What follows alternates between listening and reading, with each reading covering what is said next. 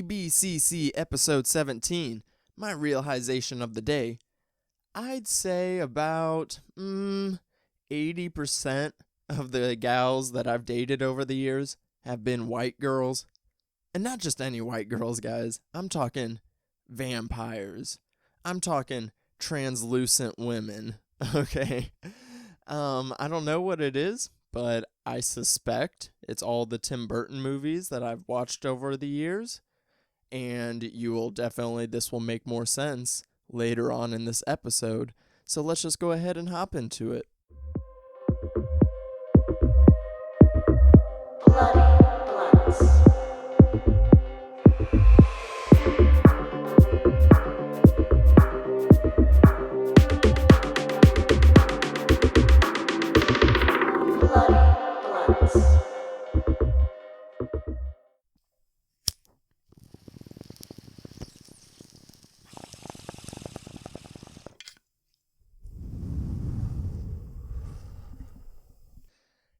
Hello, welcome to this week's episode of the Bloody Blunt Cinema Club. It is your boy, Devon Taylor, aka Bloody Blunts, aka _Daddy Disco on Twitter and Instagram, aka No Priest in My Pie, Please.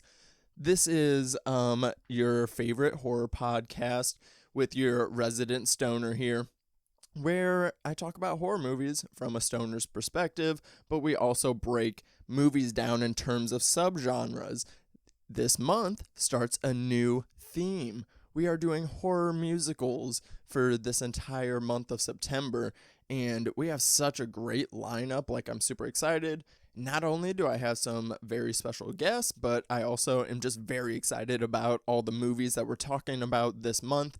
I'm a very musically driven person. Besides movies, I love music more than anything. It literally fuels me throughout my day. There's not a time that I don't have music going at some point. And a lot of the movies that I have heavy music influences as well.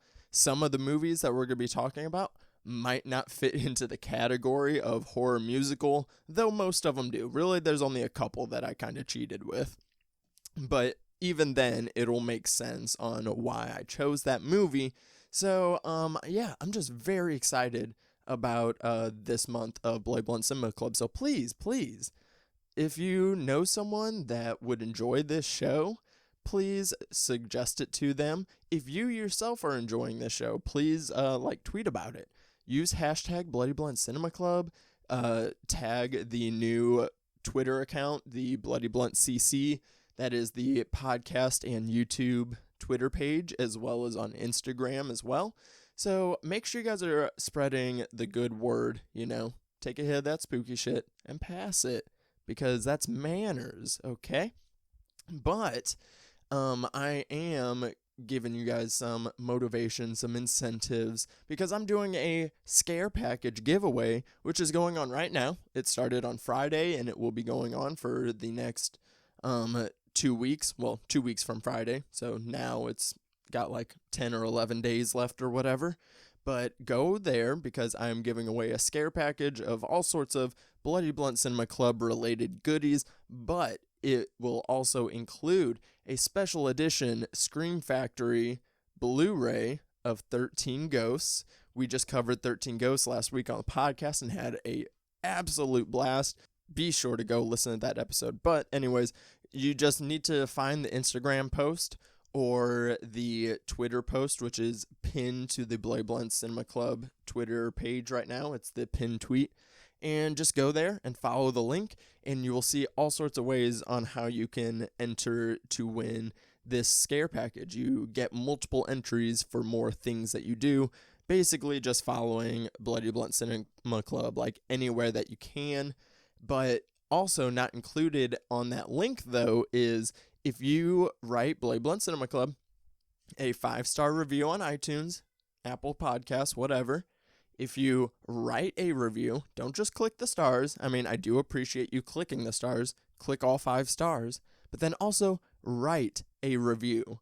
If you write a review on Apple Podcasts, I'll give you a bonus 5 entries into the giveaway. So please do that, because I would really appreciate that, so we can get more ears on this podcast.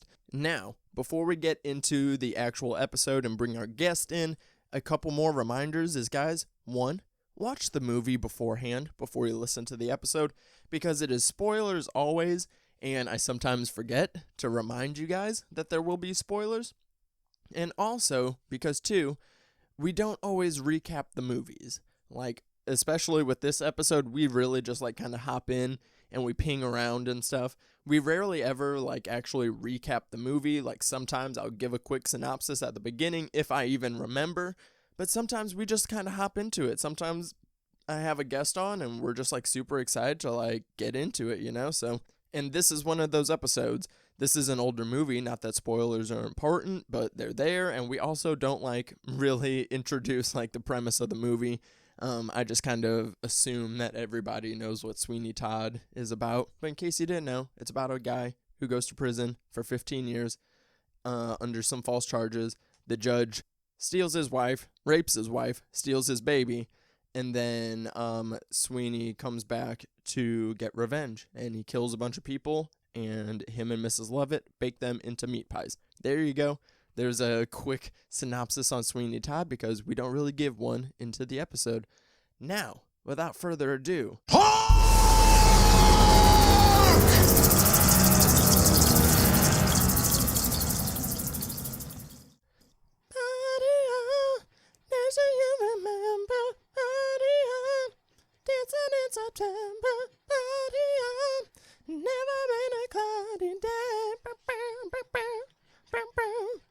So, September, we are dancing September. We're talking horror musicals here on the Bloody Blunt Cinema Club, and I'm joined by my best friend, my partner in crime. Couldn't get rid of him if I wanted to. He knows too much, and he would have to be taken care of.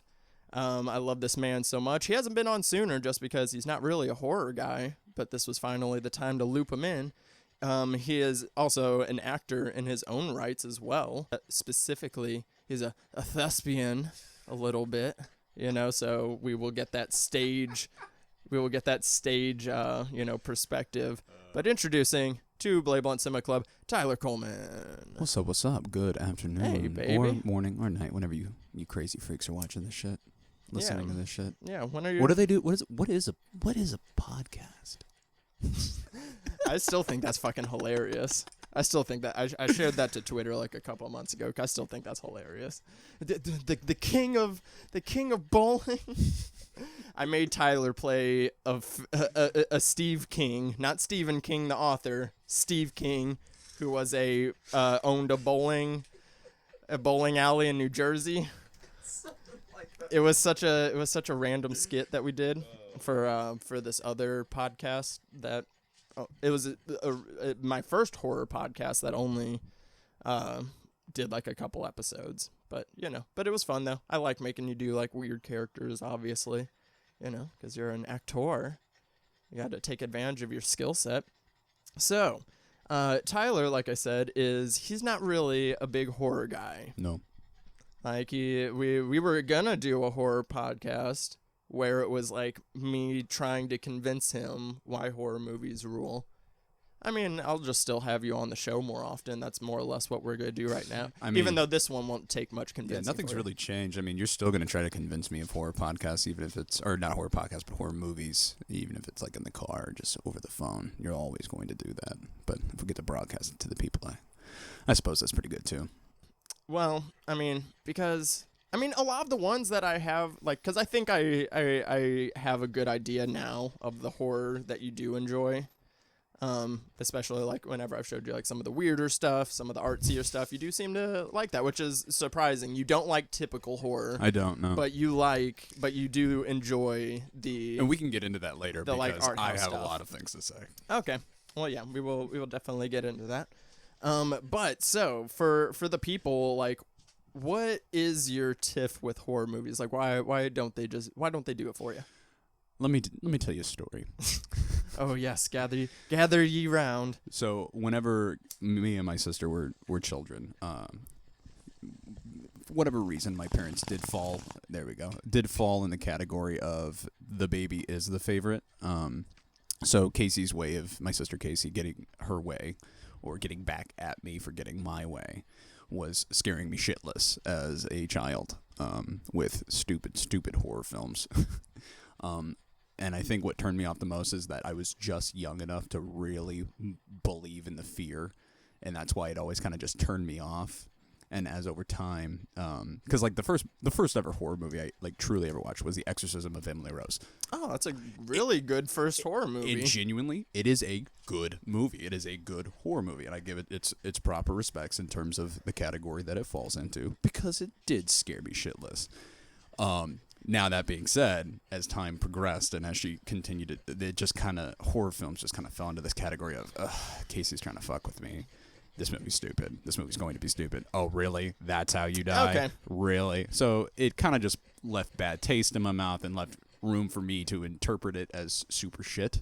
Because, like, as you said, I started to fall into the thespian lifestyle, even though that's not really it.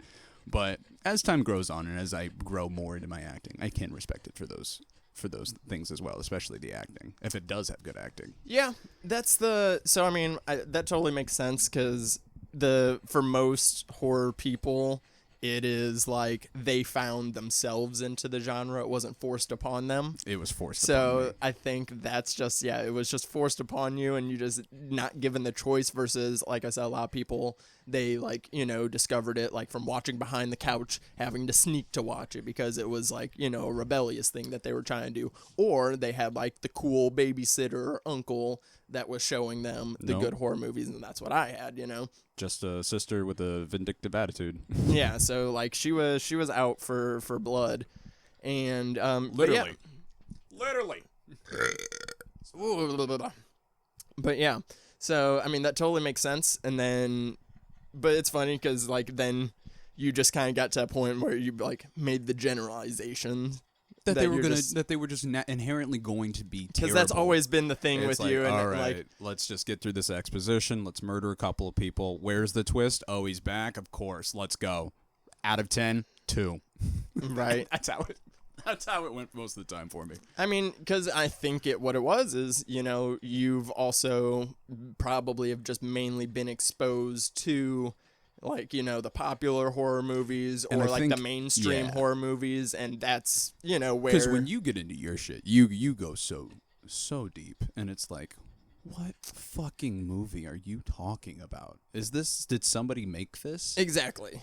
I mean, that's what I'm always trying to convince people that do have that attitude, that are just like, when people say they don't make good horror movies anymore, all horror movies suck now, blah, blah, blah. And I'm just like, you're just not watching the right ones. Like, that's all there is to it. Like, because we, especially now, I mean, it's like, it's kind of went up and down, because there was, first, the main horror exposure you're getting to for the longest was just at the theaters. Mm-hmm. And we got to a point to, especially towards the end of the 2000s, getting into the 2010s, that was kind of a low point for horror.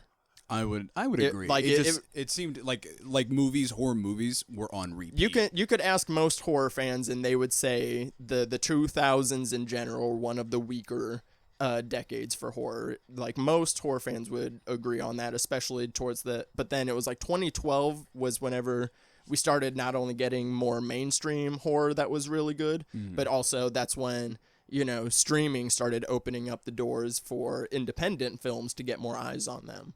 Because, I mean, the independent horror scene has always been there. Yeah. It was just always, you just had to wait until that movie went to DVD or catch it on cable or something. There wasn't streaming services dedicated to low-budget horror and stuff like that. The age of information. And, so it's like the streaming now, opened that door, but now it's kind of to a point where there's just too much streaming, and now... things get lost in the shuffle, whether it be a good movie, a good TV show, like, kind of gets lost in the shuffle because we have too many options now. Is that where you come in and you guide the people? I mean, that's what I keep a compiled list of like all the movies that I've like covered on the podcast so far. Mm-hmm.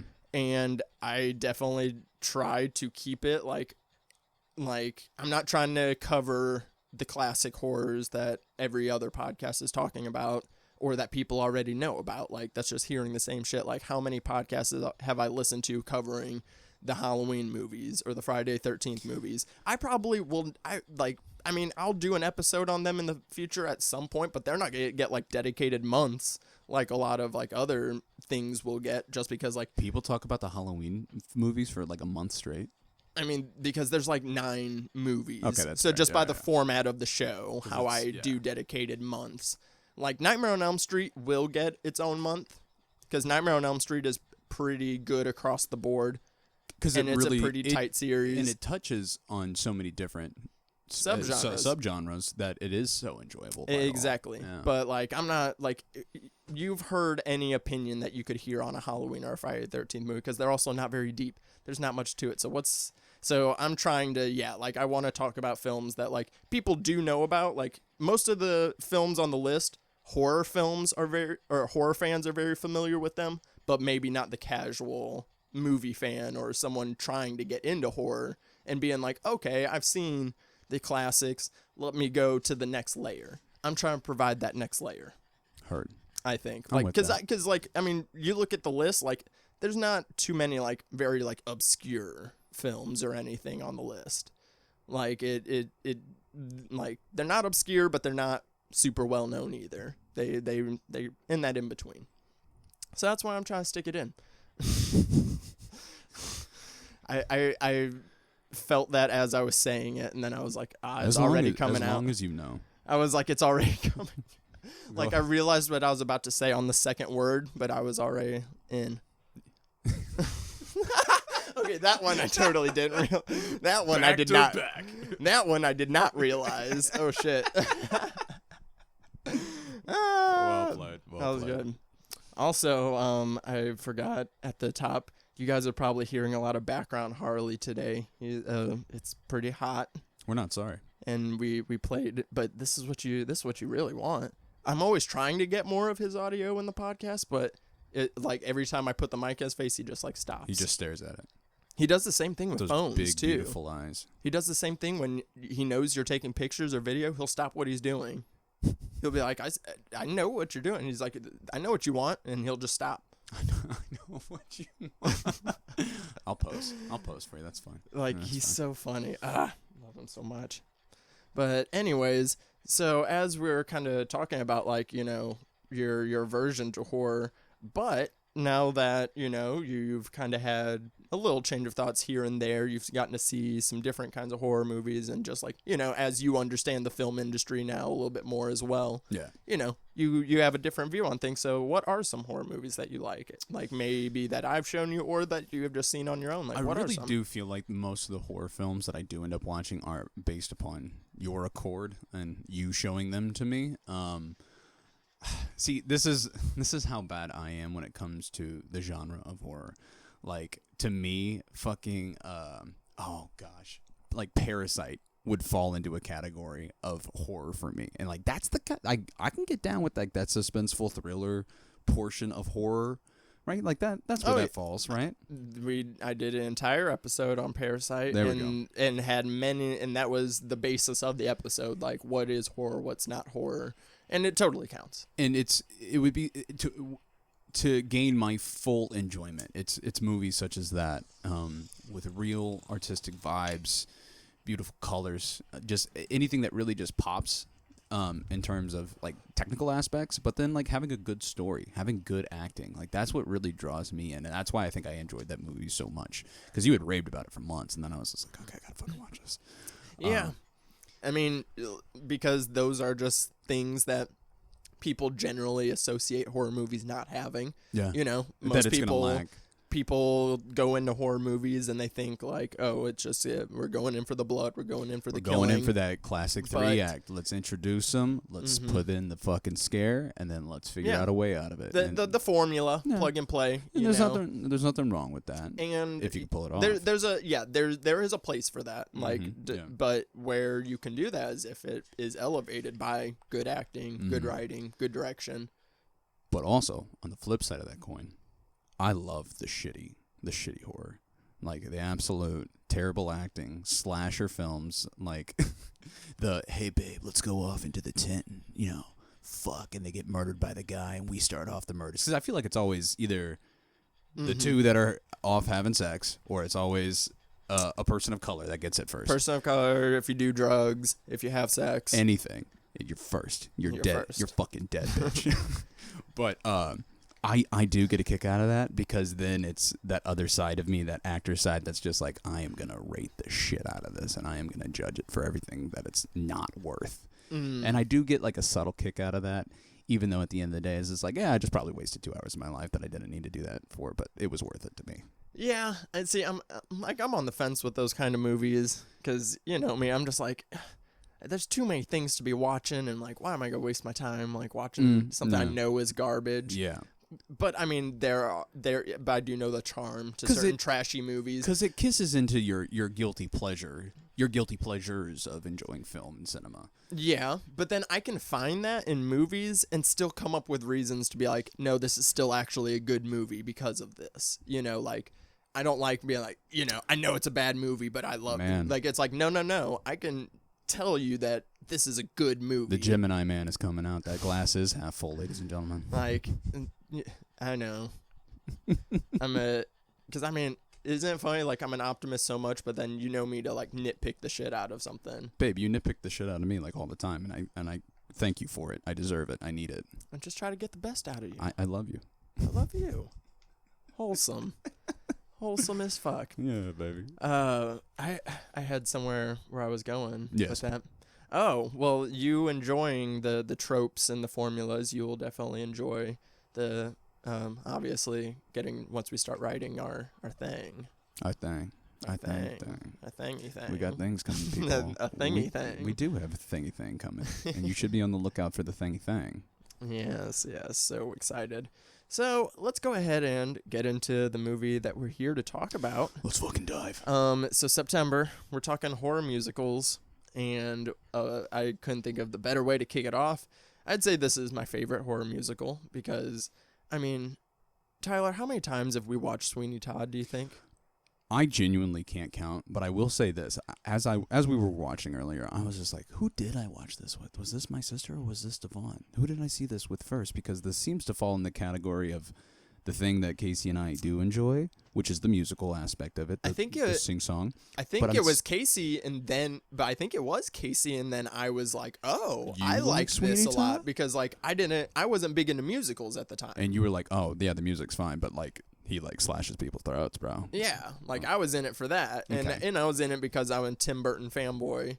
Like, so I was in it for that aspect. Through and through, by the way. You, like, I mean, half your wardrobe is a Tim Burton film. I mean, I got Tim Burton all over my arm. By the way, at the time of recording this, it is his birthday. So happy birthday, Timmy B. You deserve it, brother. I mean, keep living. Like, really, like, I can't tell you, like the influence, obviously, that Tim Burton has just, like, had on, you know, not only just my film taste, but just, like, me as a person in general. You know, kind of embracing the quirk and shit, and just like rolling with like, yes, I'm a fucking weirdo, but like this is me, and like and finding the beauty like in his like obviously like dark gothic way. Like I've always saw his things and then just been like I've always just been enamored. Like I'm like, wow, like that's so oddly beautiful. Why do I think that's beautiful? You know, everyone else is like, that's creepy, that's fucked up. I'm like, but that's so beautiful. Like. And I think nobody has really done that like Tim Burton.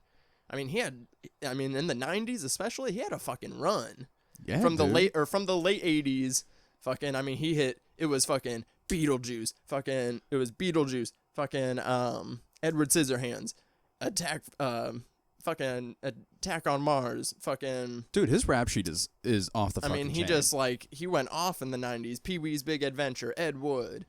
I mean, and then up to fucking Sleepy Hollow. I mean, his filmography in general is really solid. And his obsession with Johnny Depp is probably Johnny very Depp helpful in those aspects. I bet that's why him and Helena Bonham Carter got divorced because she got jealous of Johnny.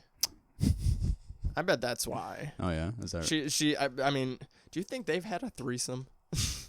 I do not want to speak on the on the sexual comings and goings, if you will, of Johnny Depp, Helena Bonham Carter, Tim Burton. But yes, they've done some drugs.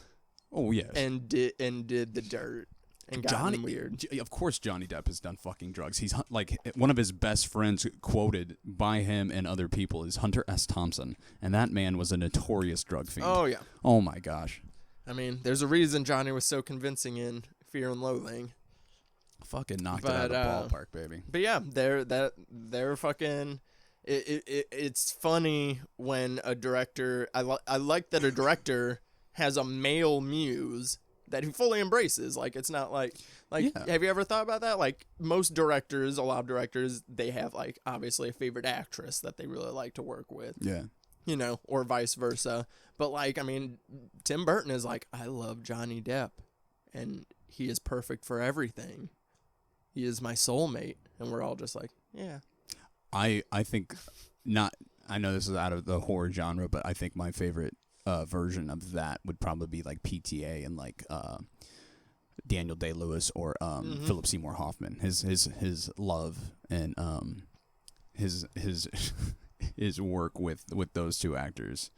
Or is it like, I mean, because the age difference isn't big enough to where it's like a father-son relationship. No, because Johnny's older too. Johnny's up there, so yeah, it's not. But who's to say? You know, who's to say? Yeah, I love their. I was watching like some BTS, and it was just like some press. I watched some like press interviews, and they're real cute together. They fucking banter, and Helena's just like.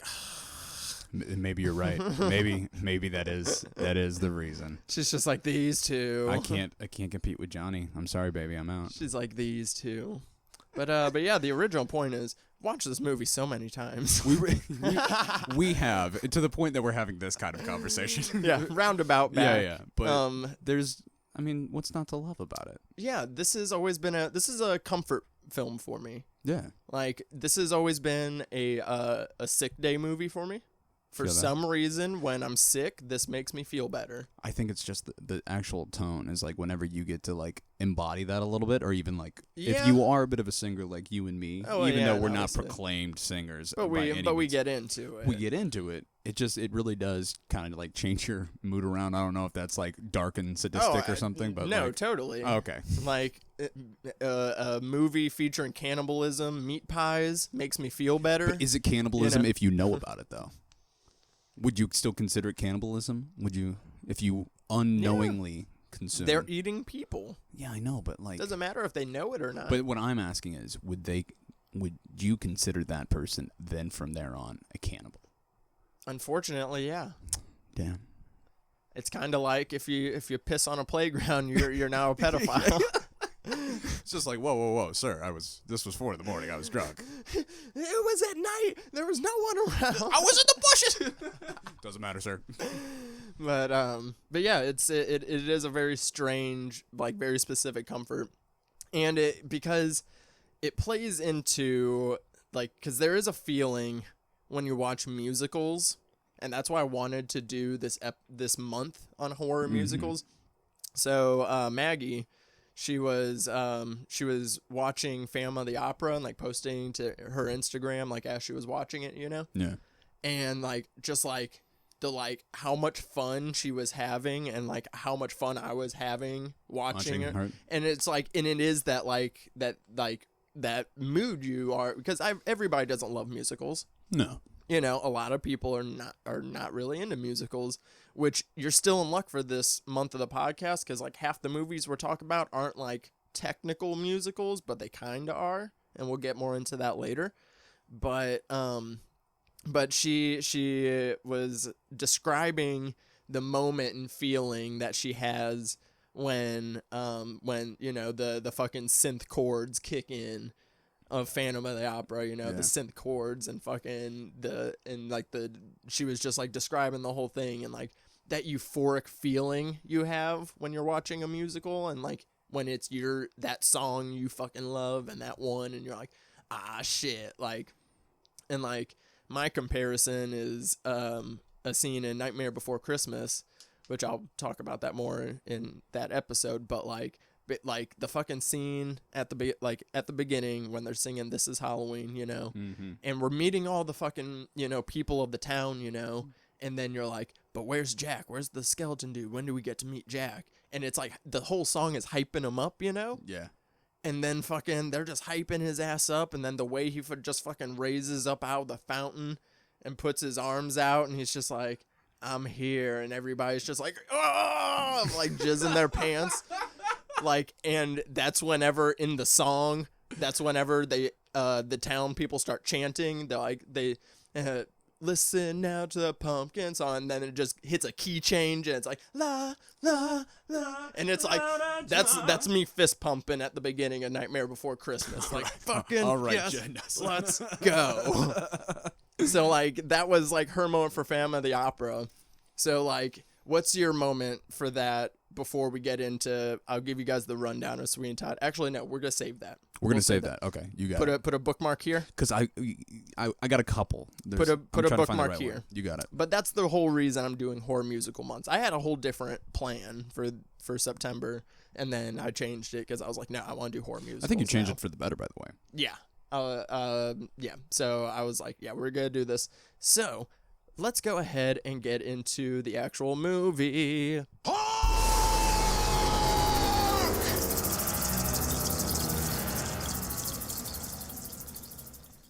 Sweeney Todd, the Demon Barber of Fleet Street, released in 2007, directed by Timothy Burton, based on a screenplay written by John Logan that he adapted from the play Sweeney Todd, the Demon Barber of Fleet Street, originally by Stephen Sondheim and Hugh Wheeler. Starring Johnny Depp, Helena Bonham Carter, Alan Rickman, Timothy Spall, and a nice slick cameo by Sacha Baron Cohen. So, this movie, it fucking slaps, obviously. Let's go ahead and put it through the genre meat grinder for this episode. The genre grinder is a mainstay, but we're going to make it extra meaty and juicy with this movie. Much like the meat pies. The genre grinder is our segment here on Bloody Blood Cinema Club where we break the movie down into its subgenres and talk about why those subgenres make the movie work the way it does. So obviously, we're in horror musical month. That's the overarching here thing. So let's go ahead and break that down a little bit further.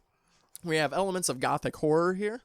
We have elements of slasher horror in it. There's definitely just lots of blood and gore. We have some sprinkles of dark comedy in here. Oh, for sure. Then, I mean, and it's not a genre, but it kind of is. Like, just like Tim Burton's style in general has become just it's its own. It's like own thing. It's like saying Wes Anderson. It's like, yeah, like, because anytime you see something that is Tim Burton-esque, that's what you say. You see something, you go, oh, that looks like something Tim Burton would do. Yeah. That looks straight out of a Tim Burton movie. Like, it is one of those very specific aesthetics. So, I mean, is it a subgenre? No. But, I mean, this has the Tim Burton-isms written all over it.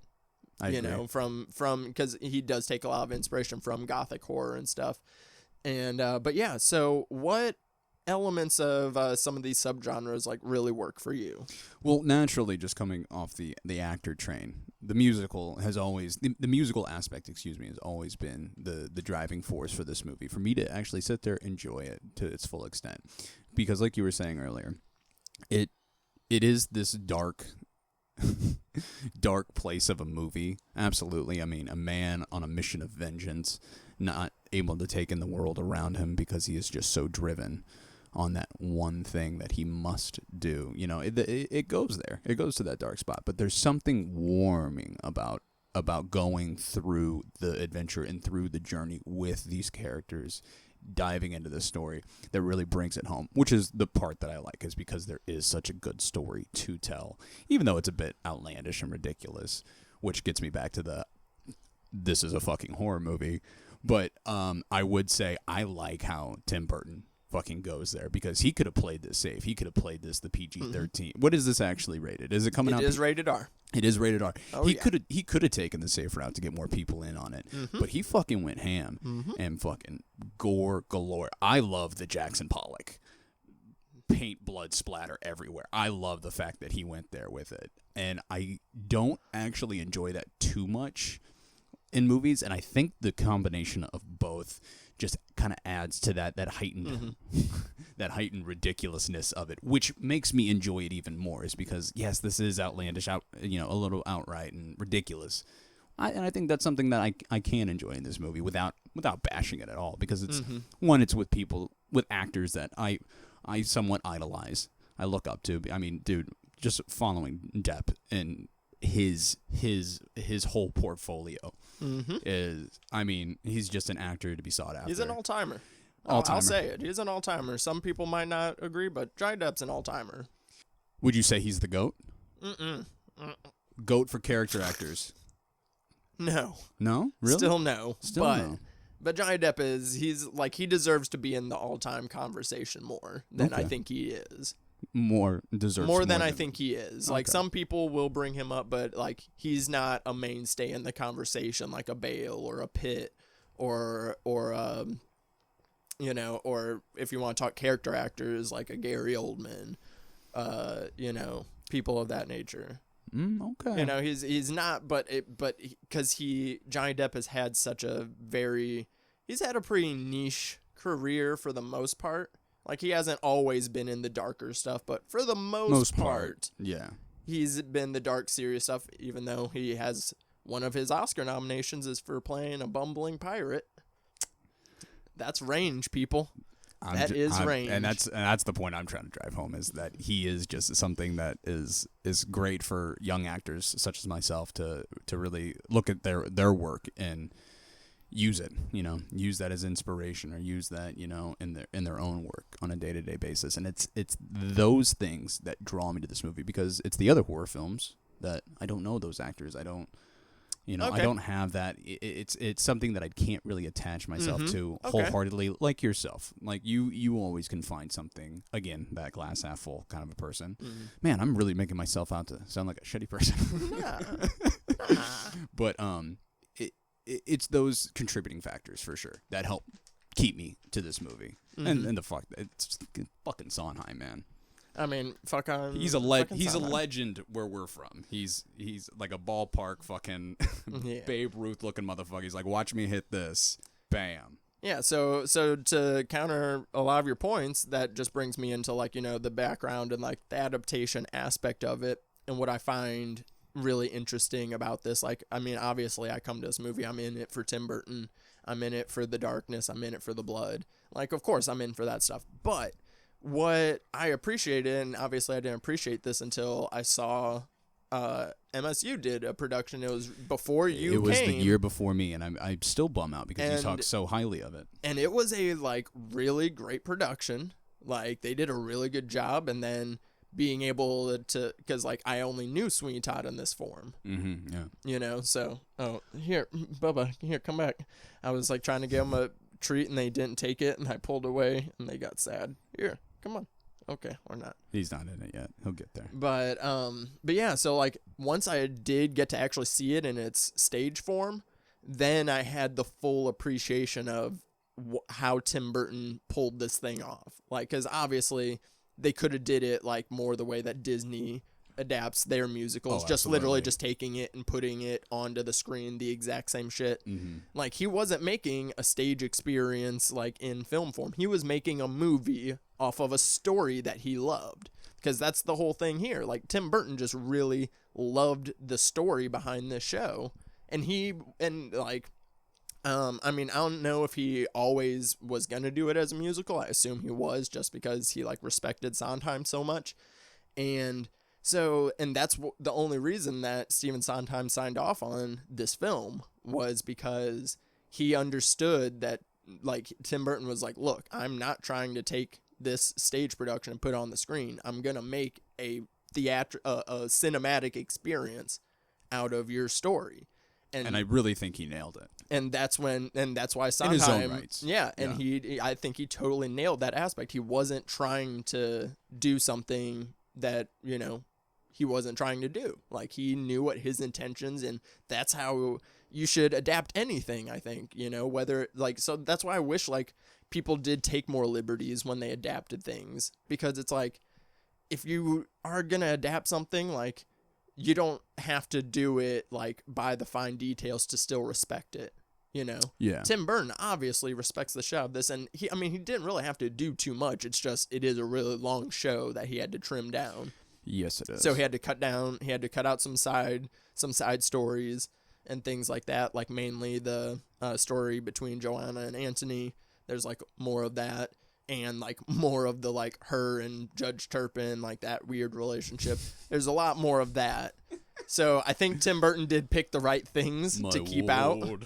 I think he did pick the right things to keep out and to still pace the film out a lot and focus the film on Sweeney Todd rather than like everything else that was going on. So I do really shout out to John Logan as well for adapting the screenplay. Yeah. Or adapting it into screenplay form. He did a really fantastic job on that. Off the top as well, this movie did get some awards love, which is nice. I did not realize it because like around when this movie came out, that was middle school, so I wasn't watching the Oscar stuff as much and things like that. But it Johnny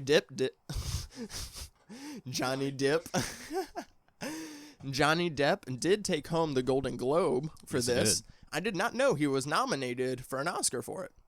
I thought he got one of those weird situations where he like didn't get the Oscar nom for some reason. So Johnny Depp has 3 Oscar noms. Can you name all 3 of them? I mean, I've already named one of them. Yes, it would be the Pirates. It would be this and... What's the third? I don't think you won't get it. I don't think. Is it super obscure? It's not obscure, but it's definitely like not a movie people talk about anymore. It's not a movie. It's not Gilbert, is it? No. That was just DiCaprio. Yeah, Leo did. It isn't that early on in his career, is it? Finding Neverland. Finding Neverland. D, I'm gonna be honest. I can't even name his character. He plays the guy that wrote Peter Pan. He plays the guy that wrote Peter Pan. Yes, the movie is about the author and the kids and his relationship with the kids that inspired him to write Peter Pan. Freddie Highmore plays one of the kids when Freddie Highmore was like super little. Yeah. Okay. I would have never in my life would have I thought. When's the last time you heard somebody say, "Do you want to watch Finding Neverland?" What year was that? It was like 2011 or some shit. What was the competition that year? I don't know. I don't want to do all that research right now. Good. But just Johnny Depp has had such an odd career. To circle that back around. But he did get an Oscar nom. They also got Oscar nominations for costume design and art direction, and taking home the award for art direction, which rightfully so. They definitely deserved it. They deserve so much more, though. I mean, because that is one thing that makes this film like stick out like big time, is like these lavish, lush sets, but then they fucking take it down into the gothic fucking shit. But you can still appreciate like these people's costumes and like everything, and like it is still beautiful, but in fucking disgusting London and blood-soaked fucking blood-soaked streets filled with shit, filled with rats. You know, it's a grimy film, but it's still gorgeous, you know? Like it really is. So they definitely deserve that award there. So we, speaking of gorgeous and grimy, here we go. Speaking of gorgeous and grimy, we got Tim Burton's wife, ex-wife now, Helena Bonham Carter. Yes, sir. Playing Mrs. Lovett here. I've always had a crush on Mrs. Lovett specifically. I mean, Helena Bonham Carter is a gorgeous lady. I was gonna say, in like for actresses and actual characters that you've shown just an admiration for, I'd say top 3 next to like Anna Kendrick and shit like that. You've always just kind of praised those 2 for some reason, and I don't know why. I mean, I do know why, but yeah, you just have a profound love for I do love Anna these Kendrick. 2 individuals. It's funny, like Britt knows like all my like celebrity gals. Like every time we're like watching something, like Charlize Theron pops up, she's like, "Hey, look, it's your girl." I'm like, "Yeah, you know it." But specifically, Helena Bonham Carter as Mrs. Lovett. I mean, because like she's also like hot as like Marla. Like she's good at just being the hot mess. Yeah. But I mean, like I don't know. Like this fucking, she looks like a vampire. But her eyeshadow's on point. Them titties are out. Like, I mean, Mrs. Lovett can get it. Sweeney, this whole movie, I mean, like, even if you're gonna just use her for fucking getting rid of the bodies, like, I mean, come on. Like, come on. I kind of wish there was a sex scene in this movie. A very awkward sex scene. like she's going to town and he's just sitting there, and she's like, "Oh, Mr. Todd, oh, Mr. Todd." And he's like, "Yes." Like, I wanted to get to this point later, but no. But I mean, we've already crossed this bridge. But like, I, as me being older now, I wanted it. I yeah. This movie is a lot hornier than I remember. But only in certain aspects. So subtly. It's so subtly horny. Let's go with that. It's subtly horny. But in like some of the grossest ways possible, especially from Judge Tobin. Like, I mean, I'm not even thinking. Well, that's just gross. Yeah, I know. That's what I'm like. That's not. What aspects are we talking about? That's not even like the. Well, I mean, technically, she's not his daughter. Technically. So I mean, really, that's not that weird. Actually, now that I think about it, it's not his daughter. It's just the fact that, I mean, how old is she in the movie? He said, how long had he been away? 15 years? He was, okay, so the fact she's 15, that's gross. But it's not his daughter, though. I'm not going to justify this, but in today's standards, yes. But okay, it was like the 16. Well, it wasn't the 1600s. It was more like the 1700s. We're here to get weird, okay? I thought that's where we were going. All right. But I mean, there's a lot of like, my friends is so like sexual. That's towards like a couple of blades, yeah. Like, he is getting off on these blades, and she's like getting off on him getting off on these blades. Like, and she's just like, I mean, she's just met this dude. I mean, she's just like. But hang on, I want to bring that point up. Did she just meet him, or was she the old tenant? She said later on at the end, "I always had a fondness for you. I did." So she did know him from before. I think she was the landlord downstairs. I mean, she might have been, but it wasn't really necessarily brought up beforehand. It wasn't. It's just like, why don't I think it drives home whenever he's just like, why don't you rent the room upstairs? And she goes, oh, I won't go near it, which is also BS because she knows exactly where the fucking silver things are. So yeah. She has gone near it. She does know what's up. Okay. But they just never. And I think that's what kind of drove home for her, not telling Sweeney about his wife. It was just like, she's gone, literally, like her mind and her, she's gone. This is my time to shine. I'm gonna get Sweeney. Mrs. Lovett is very tragic. She's very sad. Like, she's just very sad. Even though I do think she might have killed her husband. She just wants love. She wants better love than her last husband. I think she killed her last husband. But I mean, Carol Baskin. She Carol Baskin. Check the septic. Holy shit. Tim Burton, Carol Baskin is Mrs. Lovett. Weird pop culture math there. You're welcome. But yeah, and the thirst is just there though from my friends. I mean, she is just like. And back to the whole subtle thing. It's very subtle, which is why I don't think he never catches on to it. I mean, is it he's never catching on, or he just has one primary focus and vision? Is his revenge? Why can't it be both? He's so focused on that primary. He's hell bent on revenge that he just does not see any of the clues. Because even you were saying all of Friends. She's like up in his business, saying, "Hey." She's literally trying to butt in the song, but then also trying to butt into him, which is the music works so well because it does like actually tell the story, and like they do really cool things. I noticed. With like the deliveries, like during duets, that like kind of show different aspects of the relationship between those characters. I noticed that in Pretty Women, like, you know, the way that they kind of have, they like trade these like dynamics within the song as well, like switching back and forth between the melody and the harmonies, you know? So good. Like, so the music itself also is just like, it's not just like great just because like it's a musical. But like the music itself, it's really good. It helps tell the story. I'd say about, what would you say the percentage of this movie is music? I think like in an interview, Tim said like 70%. I was gonna say not above 3/4, but I think he said like 65 or 70%. Somewhere right which there. is, I mean, it's pretty good. That's good. I mean, it is. This is mainly song, and I love that. Speaking of which, I mean, like this isn't the like goosebumps euphoric moment, but I mean, I do just love every time the opening title kicks in. Dude, it's awesome. I was.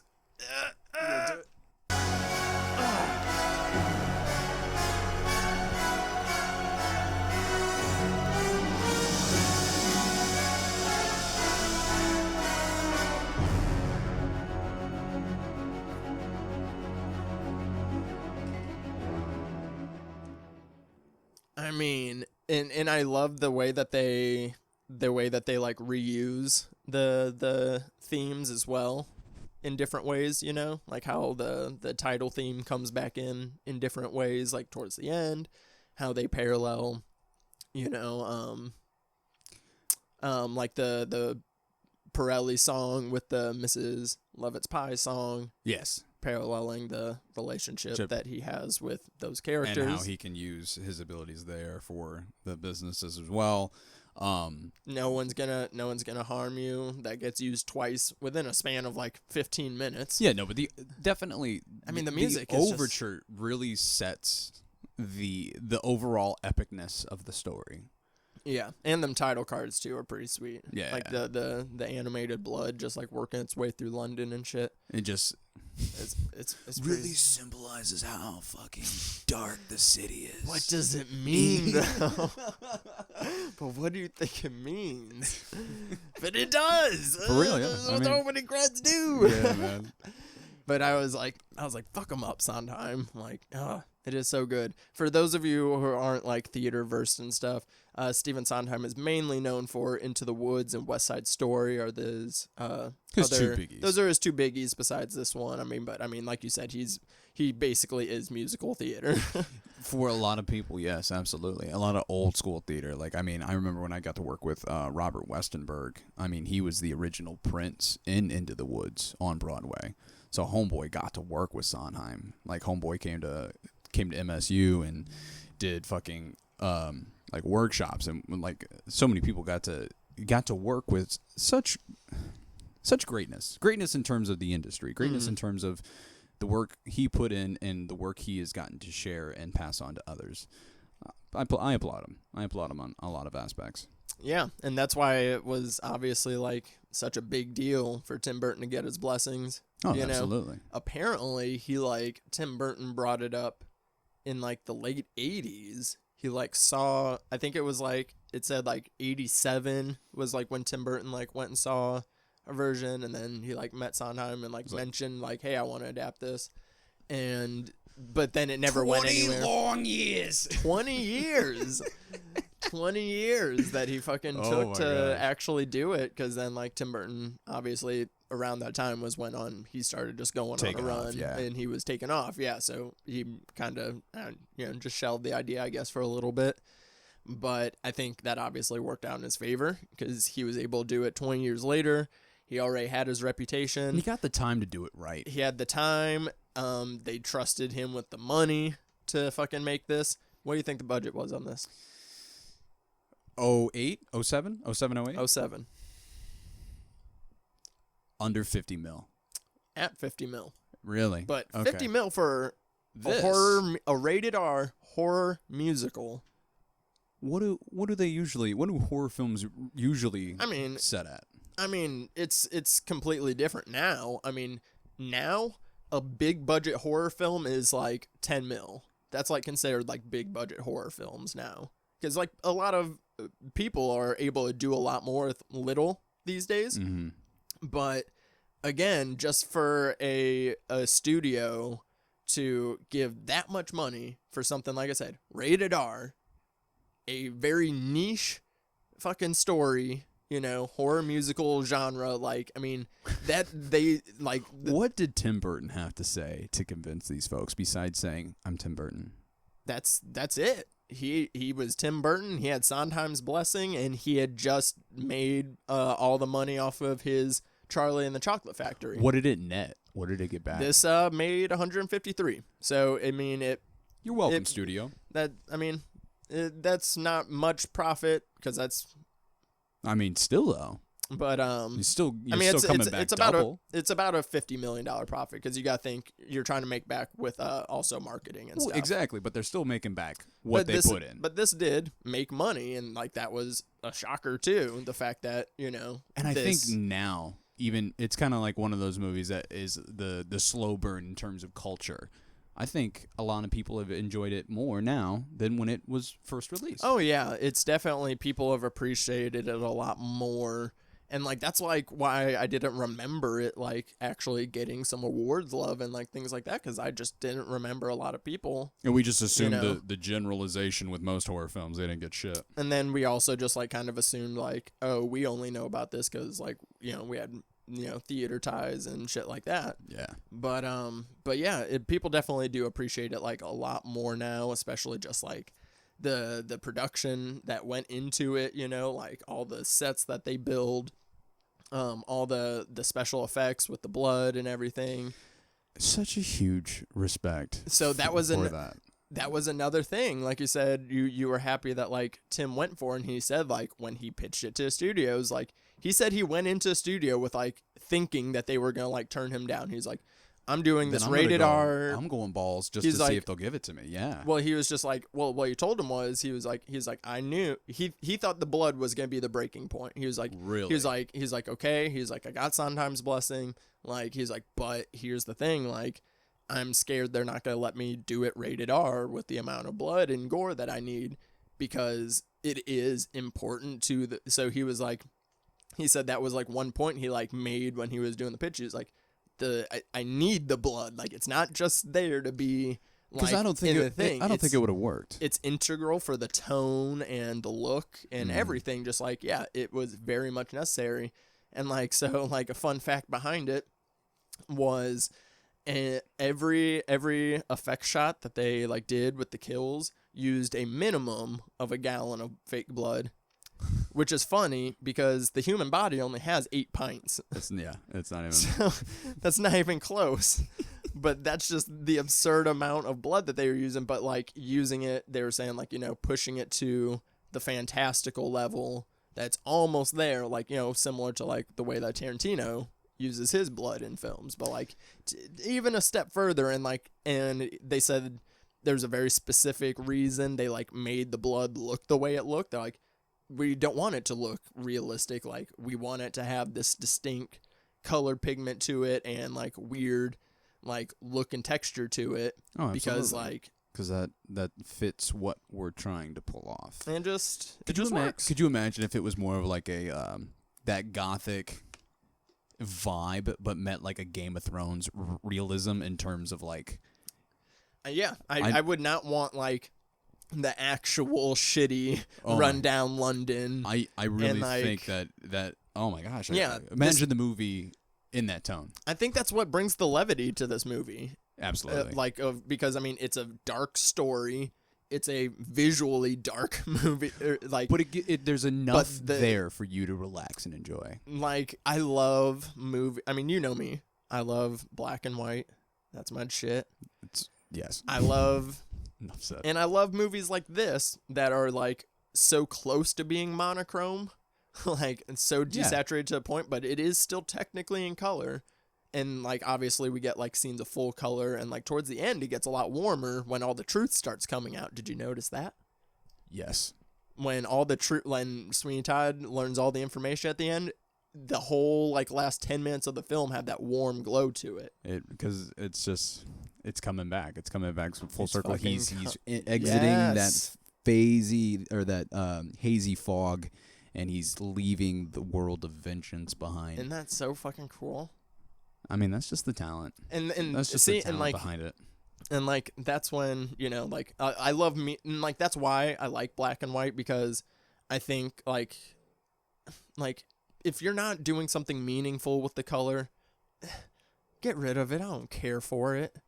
Like if there's not something thematic to attach to it, or a certain color theory working with it, I don't need it. And that's like why I do so much in black and white. If I'm not gonna use the color in a creative way, fuck it. Get rid of it, add a layer of drama, and then get like, different textures like that. Like I think, you get a different visual texture, you know? Yes, absolutely. And this movie is like, I enjoy movies like this though too, that like have like monochrome like aesthetics to it. Like when's the last time you've watched an Underworld movie? An Underworld movie? Yeah. Like the With movie Kate Beckinsale and, you know, vampires and shit. Never. Oh, I thought maybe you had seen it. It was like a popular action movie, so I thought maybe you Just to reestablish the point that you brought up in the beginning. Do you know who I am? But that's not even like, I mean, it is horror, but anyways. Thank you. But like that's a movie. It has this like everything looks blue. Oh, okay. An example that you would know: The Matrix. Yes. I love how The Matrix is like almost like this like monochrome like green yellow the entire movie for most of it.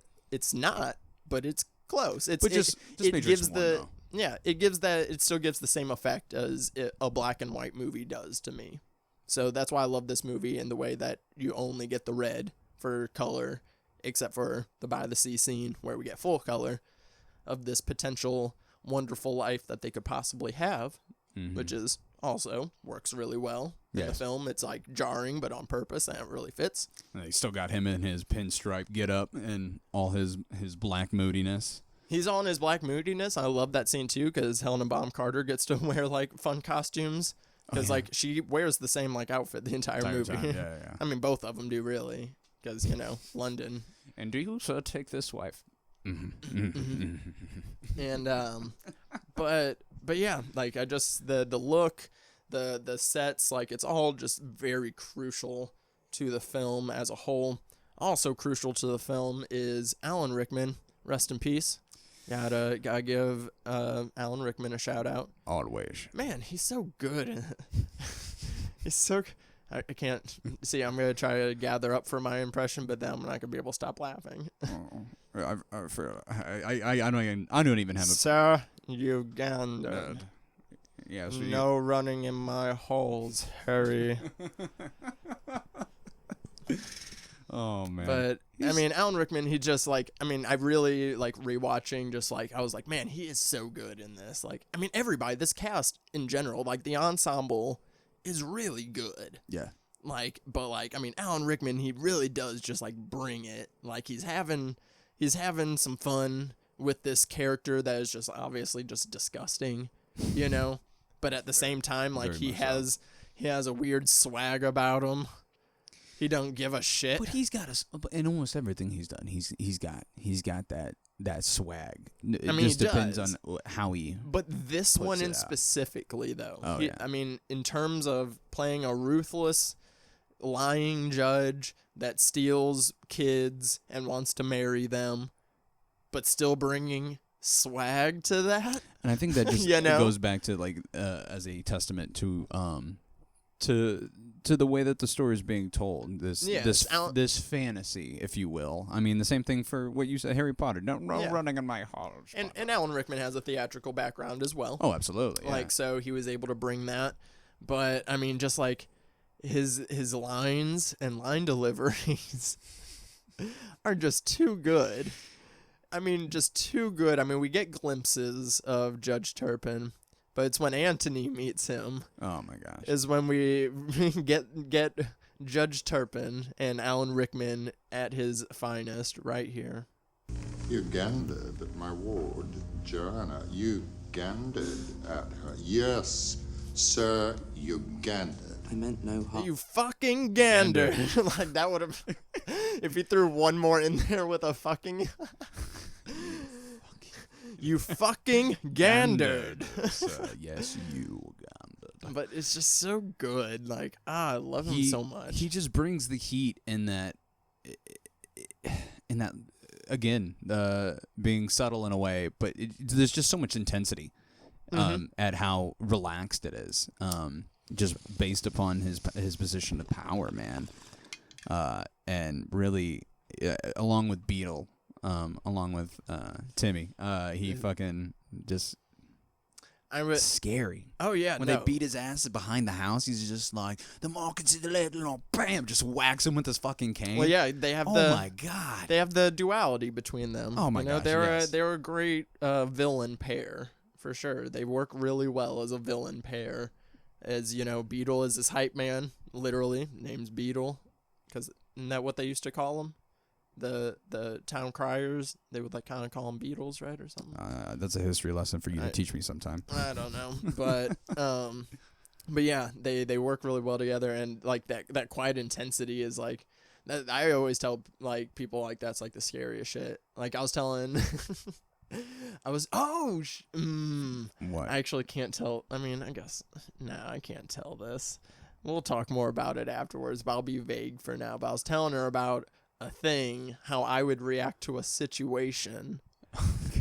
I was telling Britt how I would react to a situation. I go, you, if you really want to scare a motherfucker, like if you're like a sincere, like not fighter and you want to scare someone off, but you can act a little bit, you fucking, like this would be perfect for you. I've told you this. You get just like so close to somebody and then you get so fucking calm and quiet, but you say the most outrageous shit in this tone. Like you will make somebody shit their pants. Nobody would ever fuck with you. You straight up, you just walk up to somebody and you go, hey, look here. I will take a crowbar and I will smash your windshield, your rear view windows. I will slash your tires, and then I will come inside with that same crowbar. Is that understood? Just like that. Just like that. You wouldn't fuck with me, right? I mean, because it's me and it's because it's you, I'd probably just start laughing and be like, go for it. But, just telling you. I mean, it's the idea of out crazy. Exactly, right? yes. Somebody coming at you on the sidewalk or, for a couple of my buddies out in New York, who have expressed to me early on whenever they first moved there, they're like, yo, the subway is fucking creepy as fuck. I'm like, dude, all you gotta fucking do is out crazy the crazy. They're like, what does that fucking mean? I'm like, pretend to brush your teeth for 5 minutes. Just sit there brushing your teeth. Nobody's gonna fuck with you. And there's no toothbrush. I'm not asking you to actually brush your teeth on the subway. Just look like you're doing it. And then get up, walk over to the corner, and maybe, take a shit. Not like a real shit. Just pretend like you're doing your whole morning routine. Nobody's going to say a fucking word. And if anybody does say a fucking word, you just stare at them for 30 seconds. And then you go right back to doing what you were doing. And nobody, and I mean no one, will say a fucking thing. You want an empty train car? Wait till the next stop. Nobody's going to be on that train anymore. You'll have the whole place to your fucking self. Act like you're brushing it. I've never thought of that, but that's so ridiculous.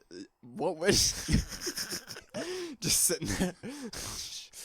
Or you could pull the maneuver that one homeless dude did on our last subway trip that you and I were on, not New York, in L.A. What, just start jerking off? Just start jerking off. No, I mean, that'd be kind of weird if you were like really jerking off. Like it was a train full of like babies and shit. And, like maybe you shouldn't be that weirdo, but like fake it. There's a scene in the TV show Blue Mountain State. Have you seen Blue Mountain State, right? I've seen some of it, yes.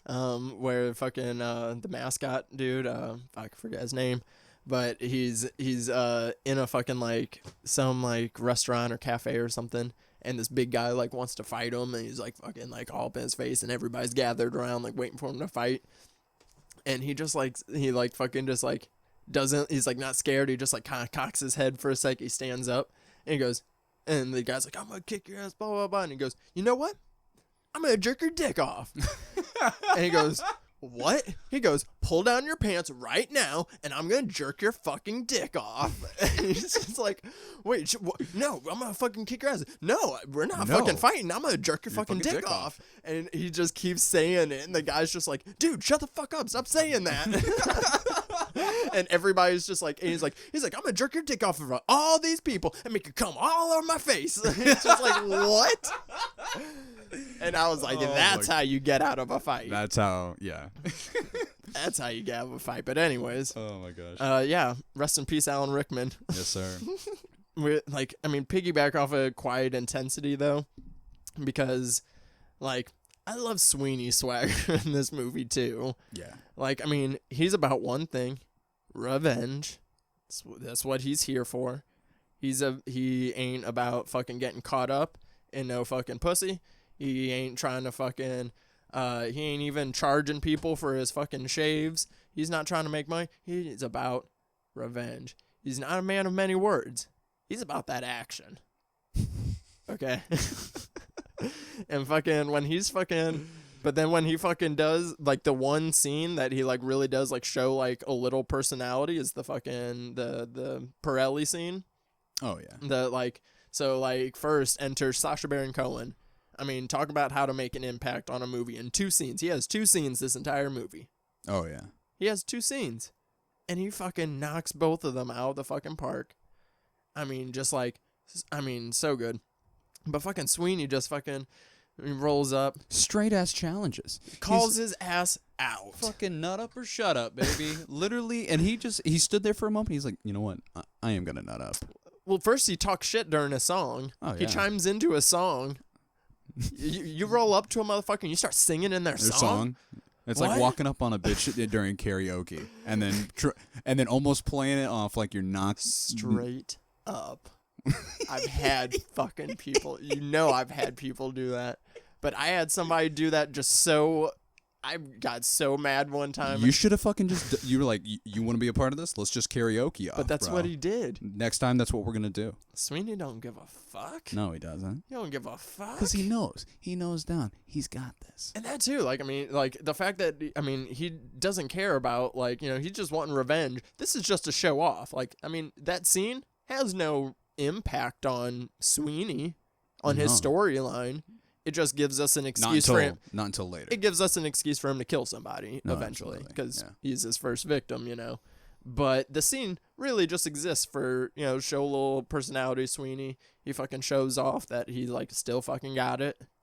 Like, but also, if he didn't go out there, and if he didn't, like, do you think he would have killed Turpin the way that he killed Turpin? Do you think he would have slit Pirelli's throat with his blade? Do you think any of that? Do you think that he would have been like, what? This is the way that we're going to fucking do this. This is how we're going to serve those below from those up above. Well, I think the killing, like, awakened his bloodlust. I mean, he already had bloodlust, but it was bloodlust coming from a good place. Yeah. But this is when it's just kind of like, oh, no, he's okay. He's out to just fucking fuck shit up, and he will kill Judge Turpin. I don't know. But I love that scene, though. Because, again, Sacha Baron Cohen's so good. I fucking still Rami Malek did a fine job. But, I don't really like Bohemian Rhapsody. Yeah. And I just want the Bohemian Rhapsody that was supposed to be rated R about Freddie fucking doing a bunch of drugs and sex shit. And it was supposed to be, like, more Freddie-centric. And it was going to be played by Sacha Baron Cohen. He had been trying to get this film made for, like, 10 years. Ever.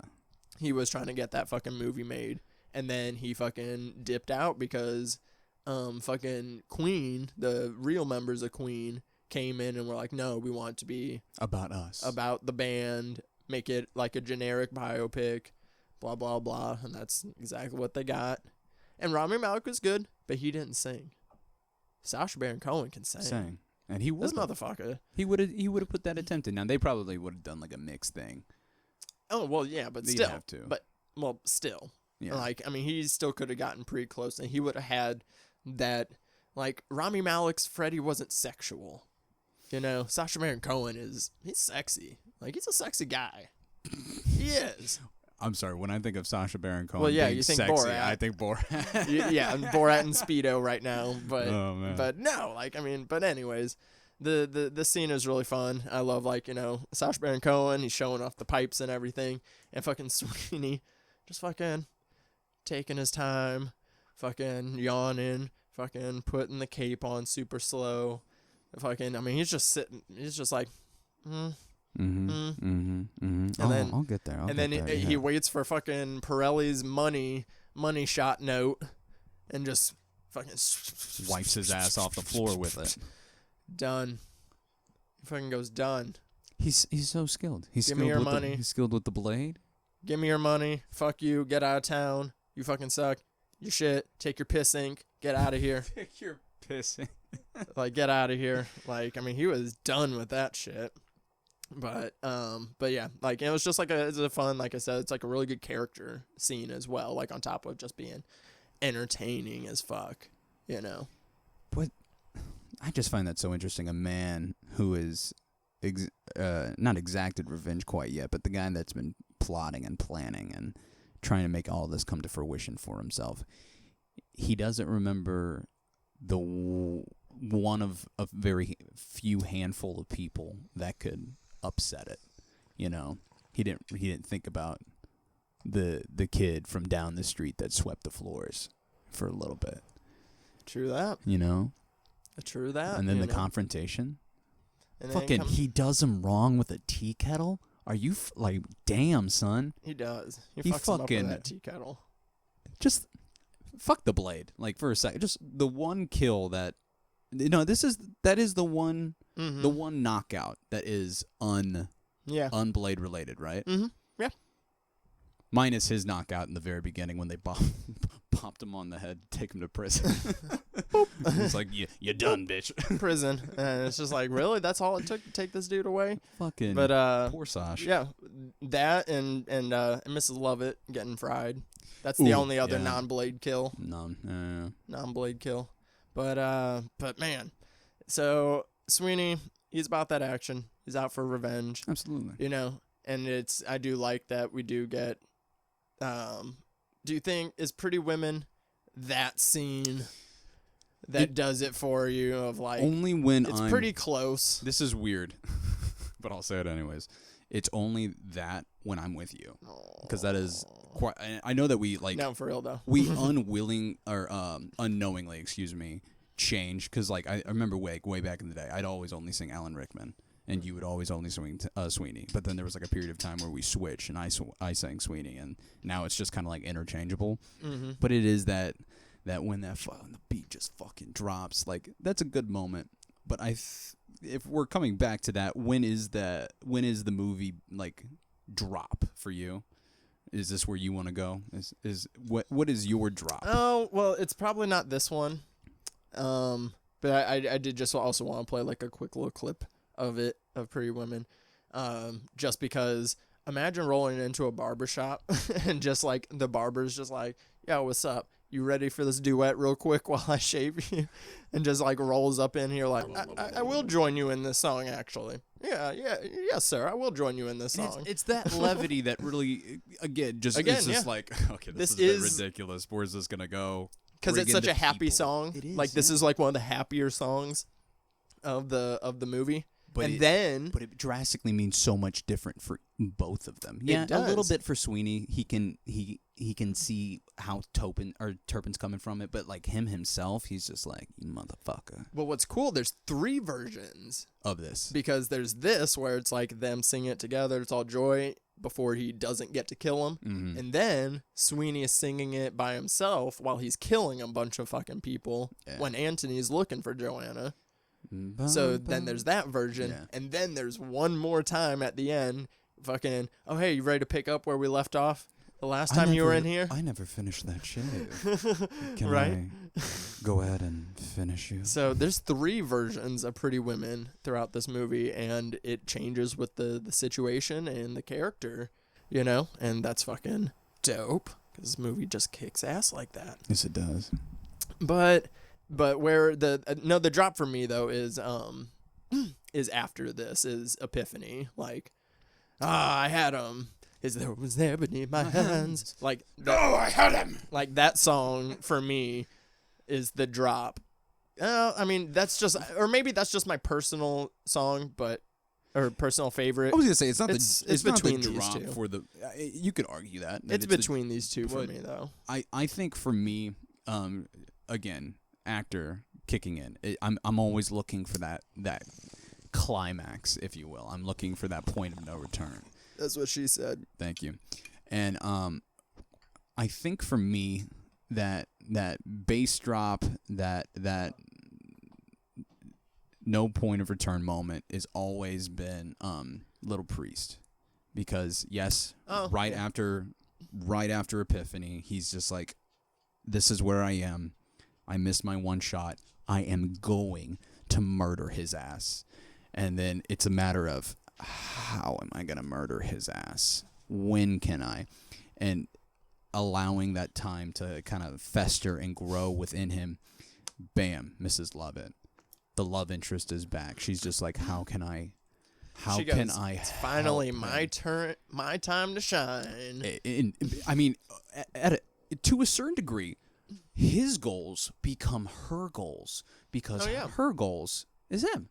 Uh-huh. And so she says... And that's that moment. It's just they're merrily dancing in the kitchen with knives and rolling pans and fucking singing about killing the people at the fucking top to serve the people down below. They're finally on a page together. But we are against the fucking world. It is us versus them, and we are going to come out on fucking top. And then, bam, they should have fucked on the table. That's where the sex scene is. Right after a little priest. That's where they fuck. But again, he's so blind. Because this is the one time they're like on the same page. Yeah. And like this should have been it. But at the same time, he was still just like, oh man, I'm excited about killing. And she's like, yeah. And I guess. But exactly, because it's even at the end of the song. Oh, come again when judge is on the menu. Like that. Because that's all he's thinking about still. It's all he's thinking. I think that she should have realized then that she needs to either try harder or fold them cards and cash the fuck out. I mean, hey, she was ready to buckle down and kill a kid. So yeah, dude, she eventually got to that point. For real. Which, I mean, again, Miss Lovett, she's just sad and depressed. She is, and I think it's a huge for Helena to be in that mindset and to make the choice of I don't want to kill the kid. This isn't what I want, but it's what I need to do. And it's just that hard to, it's, I don't want to say it's like Sophie's fucking choice out here or anything like that, but like, I don't know, man. Just how far is a human willing to go to serve their humanity? Or to serve their personal interests. Exactly. I mean, because at the end of the day, like, yes, what happened to you sucked, but at the same time, he's like willing to murder, and then you find out it's like his wife wasn't even dead anyways. Yeah, but also maybe you should have, Carol Baskin, your husband. Maybe you'd still be happy at the meat pie emporium of Mrs. Lovett. Mrs. Lovett, meat is pies. Give me some of that. But is it proven? What, that she killed her husband? Is it? No, I just think, because I said, where did she get the money? Insurance. That's it. They have that's property insurance. They have life insurance. Back then, she killed him and collected. Well, ma'am, you can have this amount of money, or inheritance? you could just have the casa. You can have the casa and the smokestack and the weird room upstairs that'll house your inevitable doom. But that's okay. She said he ate himself to death. So she's been doing this cannibal shit for a while. Why were you? Well, no, she was just feeding him shitty pies. What if she was fucking feeding him his feet or something? Like, maybe this isn't her first cannibal game. It might not have been, because, I mean, she came up to this idea pretty quick. I mean, she flipped really quick, because, like, first she was like, you fucking killed Pirelli, are you crazy? And he's like, he was trying to blackmail me. And she goes, oh, okay. Then fucking cook him. Are you ready to rumble? And, yeah, let's cook their asses. Let's fucking cook their asses. You practice your killing, kill some more people. I don't have to kill any cats. I don't have to kill cats. And I'm definitely not buying anything from the fucking market. That costs money. Let's just kill these motherfuckers. Let's get this money. You fucking get to perfect your kill. Because I know you like to have flair for the dramatic. Because Mr. the Todd. minute you get off on killing the judge, I get off. Sex scene. You get off. I get off. We all get You first, though. You first. It's all good. I'm such a no. I'm really the lady. And here. then I'll let you go first. And then we'll go by the sea, and then we'll go get married by the sea. Yeah. Which is like really, it's sweet. Like she just there is a happy ending in there. That's somewhere. what she wanted. Like, I mean, do you think like she was genuinely like just like, okay, like once you kill the judge, then it's done and over, and then she really believes that he's just gonna be like, okay, yeah, now I'm ready to start my life with you. Now that phase is over, whew, good thing I got that out of my system. Right? I'm actually going to go back to that jungle they sent me to. And she's like, wait, what? Yeah, thanks for everything. Thanks for keeping my knives safe. Thanks for saving my friends. I'm your friend too, Mr. Todd. No, you're not. Mr. Todd. No, but really, that's I would say top 3. For the songs and that my friends. Yeah. My friends. It's it's Pretty Women, Little Priest, and Friends. I got my friends, Pretty Women, and Epiphany. and Epiphany. Yeah. Yeah, those are your. I mean, again, the out crazy thing on the sub again, slashing through. Oh, get them back. He does just look. He looks like ridiculous. imagine a crazy guy walking down the street, be like, "Get the fuck away from me!" You know what I noticed this time around? I mean, I pointed it out like during the killing scene, like when the montage of him just slicing a bunch of people's throats. Yeah. But really, it's the entire movie. None of the extras, besides like the principal characters, have like actions or lines or anything. Everybody's like kind of like a zombie. Oh yeah. I never like really noticed that, but like during even like the little towns meeting, everybody's just like kind of there, like and like the guys getting shaved just fucking sit there, just like, and like I'm thinking of any time they're around like people in the movie besides like the party scene in the flashback. Yeah. But like besides that, the extras are all just like, and like during that scene when he's just slashing around, everybody's just like kind of like zombied out, you know, because obviously that's like a sequence in his head. Well, but maybe it's because even when Anthony goes to the prison to the mental ward, that's actually a pretty good scene with extras. They are truly terrified until they are given the opportunity to strike back, and I think that just kind of goes with saying those who have been put down by the motherfucking man, by Big Brother, are those that are actually a little bit more woke, unlike those who just gallivant on their daily lives, just zombieing through life, and it's really those that have been, victimized and held down are the ones that are coming out. But what do you think it means? I think Tim Burton saw 2020 coming before a lot of other things. A lot of other people really recognize he's just like, some shit's gonna go down, guys. Dude, Judge Turpin kind of is like Donald Trump. For real. Creepy. He likes his own daughter. He likes his own daughter. Sweeney Todd's so relevant. I don't mean to fucking politics Damn, this, but there's a lot of... we got it in there. Sweeney Todd more relevant than ever. You think Tim Burton and the Simpsons staff are on the same page? Damn. I mean, it's like, that's some real life imitates art type shit. Yeah, man. It's just like, wake the fuck up. I'm not saying murder anyone, folks. Nobody deserves that.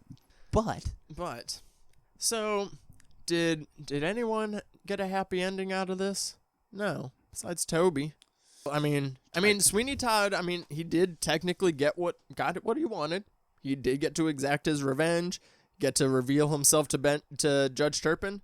Even though he dies, Anthony and JoJo get out. Anthony and JoJo get out clean. I'm cool for that. That was Toby doesn't have a master anymore. No. He's free to do his own thing, but now he's kind of a killer though. That would actually make that's gonna fuck him up. But he's already a drunk, so he's got nowhere else he can go. It's only up from here. Toby, the apprentice demon barber of Fleet Street. Dude, we should write that. Oh my! We should write that as like a fucking but in like a Harry Potter musical style. Trademark copyrighted, bitch. Don't even fucking touch it. That's us. No, we do it like in parody style. That would be great. So that way it's totally original. Oh my god! And like it's like modern. Steven, stay okay, alive. We need you on this one, buddy.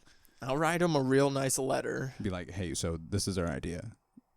I wonder how many letters he gets for a lot. He says he did not like to give rights to like stuff, but then he was like, Timmy, I see you. Real recognize real. Throw it down. Fuck him up, man. And he did. So, but this movie, it's so good. It is, and I think it's a great way to start off this subclass. Yes, it's one of my favorite musicals, like just in general, but definitely in the horror musical realm. It's I love all the movies I'm talking about this month. It's a really fun month. We have some guests and stuff, and it's gonna be a good time. Good. It's going to be a good time. Did you have a good time talking about this? I had a wonderful time revisiting the movie and getting back out on the opposite side of the mic, across from you. It feels good. It feels good to be back in the seat. I know. We've just attempted to do podcasts and just, but I was just like, and I'm glad. I think this was the perfect episode to bring you in on. Yeah. Because like I was like I was like, what episode am I gonna bring you on? Because I think you'd probably want to be on when I eventually talk about The Lighthouse. I'd assume you might be in on that train. We'll see. TBD. Who knows? That movie is fucking out of this world. TBD. But I think that would be a fun one for us to cover together whenever that comes up. I don't know when that's gonna be. 'Cause I do have like the next few months plotted out and everything. Pre-booked. I gotta ask though. Any chance that Little Shop of Horrors is coming up? Yeah. Okay. Probably. Good. If I Good. Maybe We'll see. Because I was gonna say, I mean, I have the whole month locked in except for 1 week, and it depends on if I have a guest or not. Also a surprise. Yeah, so it just kind of depends. It depends, but this is gonna be a fun month overall, and very excited about it. Yeah. So before we go ahead and close this episode out, or well, at least this part, I will close the episode out myself. But as far as me and you go, because I mean we pretty much covered most of the things in the movie, but I did have a bunch of like just random bullet point notes. So we're gonna like lightning round this. Okay. So just back and forth, we're gonna go tit for tat. Just think of a random, very specific thing you love about this movie. Okay. Random specific Or thing. just like something that you noticed around, like, but we're just gonna go lightning style. You ready? You ready for this? I hope so. Here we go. Ready for this? One quote that I love. Oh, he's the last word in barbering. Can we bring that compliment back? I really love that. You said that earlier, and I was like, yeah, but like I feel like you can only say it for very specific things. No, you could say that about so many things. Like, be like, oh man, that bartender, he is the last word in cocktails. He's the last word in cock. Oh my gosh. All right, give me one. All right. I still think back to the memes. The fact that this has got so many memes. Here I stand, boy. Kill me where I stand. That is like the epitome of like, just this movie alone. It is perfect. That is definitely meme worthy, and the double get out, get out. Yeah. Like definitely, there's a lot of meme material here.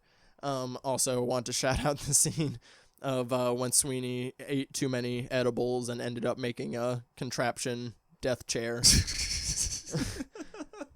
Just so fixated on making sure his deaths go like that is straight up elegantly. making IKEA furniture at 3 a.m. That's Sweeney in that scene. Look at this fucking chair I made. Look at this chair. Look what which it was real and functional, by the way, of course. Just Like shooting him down a slide and shit. Yeah, they shot him down a slide. And MSU did one too. They made a functional chair and mini slide in trapdoor thing. They bitch. did. But yeah, real chair. What else you got? Quote wise, Just in general. Oh, just in general. And what do you mean? Just anything? Just Anything. What I love about this, the fucking fuck me, Big Daddy looks that Helena gives off. Any chance that she gets a moment alone with Sweeney, even the moment when she's like, "What's going on, dear? There's something crazy." All she's saying is, "Babe, I love you. What's wrong?" There's a lot of good facial expressions. Oh my God. There's a lot of good facial expressions. Johnny Depp has a lot of great background acting, is what I wrote down in my notes of him just like reacting to things and just like off to the side and like not drawing attention, but like just such genuine reactions, like in Sweeney's character. Oh yeah. Like, oh yeah, the facial expressions are pretty top notch in this. I wish there was more dark comedy. That's one. Because I think they do it so well. Like the scene where Judge Turpin is like sentencing someone and he's like going down somebody and like, you've done this and this is your second time. This is your second time. Yeah. You are an abomination to society and mankind. Therefore, I sentence you to hang by the neck until you die. And then he bangs a gavel and it swings around and it's like an 8-year-old. Yeah, like a 9-year-old boy is just like, it's fucking hilarious. It's like, fuck, dude. But also life expectancy too. So like he was middle aged. It's still it's just so funny. I wish there were more dark comedy scenes like that. Like, I mean, it's there. Yeah. Like, I'm glad that he didn't overdo it, maybe. I will say Maybe- there's balance, but it's a little bit more off kilter towards musical aspect than let's find the dark comedy True aspect. So True that. but yeah, no, that's Gucci. And Toby's a thug. Like, he's had a weird life. He grew up in a sweatshop, then for Pirelli. And then he became a drunk, and now he's a killer too. I'm telling you, man, he's middle aged. He's fucking lived a life. And he, even before he killed Sweeney, when he's singing "Not While I'm Around" and to Mrs. Lovett, he fucking leans in her ear and goes, "I got ways." Like, if anything's going out there, What dark secrets I've got ways. It's gonna make the perfect sequel. It's gonna make the perfect sequel, dude. We got to make the Toby sequel. Toby Todd. Toby Todd. Do you think you would take Todd, or do you think you'd take Lovett? But Toby Todd just sounds better. It does, yeah. And I want him to like turn into a spitting image of Sweeney Todd. He's 20, but his hair is already gray and white, but he's only 20. He's just Beetlejuice, actually. Toby wrapping up the Tim Burton universe. There it is. I think that's a good one to end on. That's a good place to end on. You got anything else about this movie you want to shout out? Mad respect to the technical side of this movie. Again, just the practicality of the blood to that extreme, and everything that went in this movie. It being that $50 million budget, like, money well spent, in my opinion. It just 100%. Is so well rounded, because me being me, knowing what a good budget and what a not good budget is, especially for a horror movie with a lot of gore, shit can go wrong very quickly if you don't have the time and the passion to the time or the not time and the passion, excuse me. But I thank you to everybody who was a part of making this film, because you really helped shape how I like movies and help how I like art. Yeah, it's in the categories of how it has made me feel about wanting to pursue this career, and finding love for that creative side of myself and being passionate about art in general. Yeah, because it can be so different and still be so okay. Mm-hmm. It is definitely one of those films that you like, kind of like, that is like a goal, like, for something of this, specific vision, this scale, and just for this perfect storm of everything to go right and to produce this film and all the pressure that came on it of being an adaptation of a popular show. Like, I mean, just for all the things to just like click the way that they did, and they obviously had a crew that was all on board to like make it happen. Like, there's a lot of really great behind the scenes stuff you can find on YouTube about this movie. And like the people on it, like the fucking effects guys were having so much fun testing these blood effects and shit. Like, I mean, they were having a blast. And it's like, yeah, like when you think of like getting to do a $50 big budget movie and it's this specific niche fucking horror musical that you want to do, like, and get to do it in your style, and fucking just like, everything came together for me. Just got to do his fucking thing. And part of that is because it was a Warner Brothers production, and Tim Burton's had a very long running relationship with Warner Brothers. A lot of his films have been through Warner Brothers. But yeah, like, Tim Burton he got it done. And like, this is one of those movies that like a lot of people say like Tim Burton like lost it after like Sleepy Hollow. They're like, which bullshit. I know, right? Go Isn't fuck that yourself? Because like fucking Big Fish is one of my favorite of his films. Like, that's what I think, one of his more underrated films. That was after Sleepy Hollow. And then I love the Willy Wonka and the Chocolate Factory. I know a lot of people don't like his version. They don't. I like his version quite a bit, because it's fucking weird. And he fucking did his thing on it. And just, I respected Timmy B all day. But yeah. Your abbreviation of respect to Robbie Pats. No, it's Bobby Pats. Whatever the fuck. Robert Pattinson is Bobby Pats. Oh, I have so many nicknames like that for people. That's how I'm gonna introduce myself if I see If you somebody. start doing interviews for these celebrities, like, what's up, Bobby? That'd be so funny. That'd be so fucking funny. Fuck. But thank you, Tyler, for joining the Bloody Blunt Cinema Club. Where can the people find you and stuff? The people can find me at the t.a.coleman, Coleman. That is on the Instagram. I don't Twitter. I don't tweet the twats, and I don't face the book. I also don't. What else is out there? The talkies. I don't do the TikToks. I don't do a lot of things. I mean, you bare minimum your Instagram. I bare minimum Anyways. everything, but you can find me there, and you can most definitely reach out. And I'm always looking forward to a good project being sent my way, or doing like a little collab on a little bit of a writing scale. The D&D freaks, come find me. I'm all about it. Definitely. The D&D freaks come and find me, D&D please. freaks definitely go find Tyler. Please, yes. But that's where you can find me. You can look at all my shit, and then you can follow it to my website. And this won't be the last time you hear of Tyler or Absolutely see not. of Tyler as well. You know, You'll you'll definitely he'll pop up on some YouTubey things and You'll be seeing other podcast stuff. I need to finish some of these shorts that I just like have sitting around. I know, man. We gotta. I'll get on it. Yeah. I'll get on it. But thank you for joining us. Thank you, good sir. Much appreciated. I love you dearly. You are one of a kind. Hey, I love you too, man. You're number one.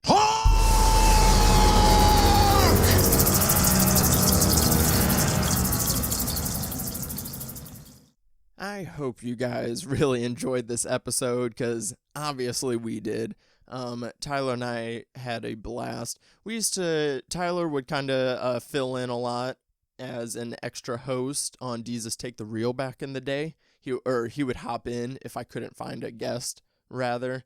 And so he was like a recurring host on there. And we've tried to do podcast stuff together, but he's just not a horror movie guy, and my heart was doing a horror podcast.